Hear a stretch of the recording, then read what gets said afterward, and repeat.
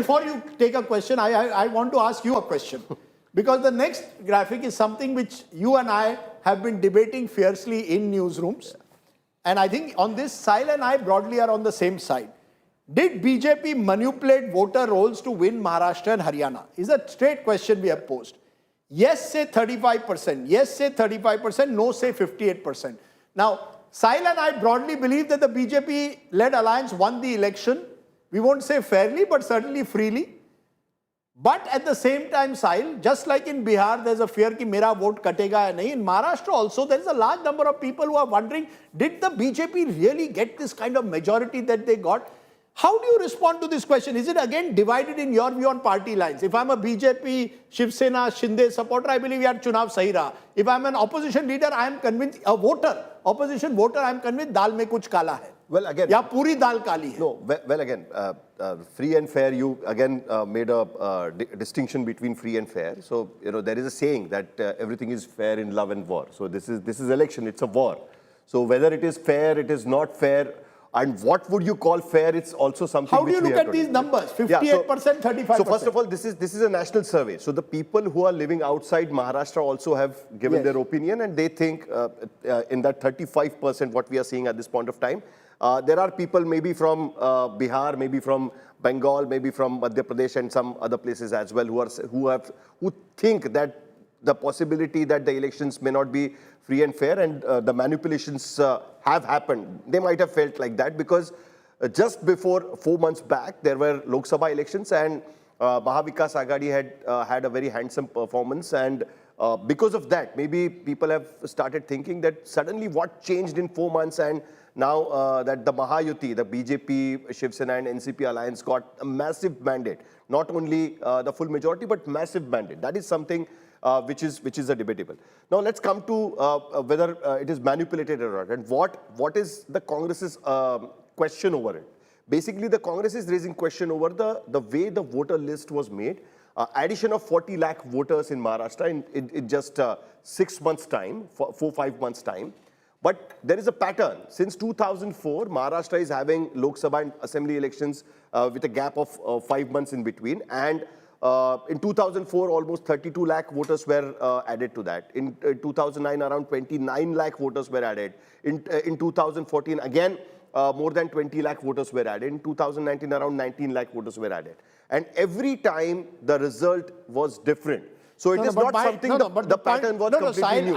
So this manipulation charge comes Can I slightly just, you see, you cited 2004, 9, 14, 19, and I'll bring in the politicians at the moment, because the fact is, when those elections results were held, I didn't hear the charge of manipulation being made in the way that it is being made today. Something has changed. Now, either it is real, imaginary, there is a perception that electoral roll mein kuch to dhandli hai. This perception was not there 20 years ago, certainly not to 35%. 35% means more than 1 in every 3 voters across India are fearing that voters are manipulated. When I add the fact that elections in India free and fair, 32% are saying they are no. Yes. But even more importantly, manipulation of voter rolls. 35% is a big number. As far as I remember, Sanjay Jha might back me on that. There are a lot of times, even in the past elections, people have come on the road and said, my name is suddenly vanished.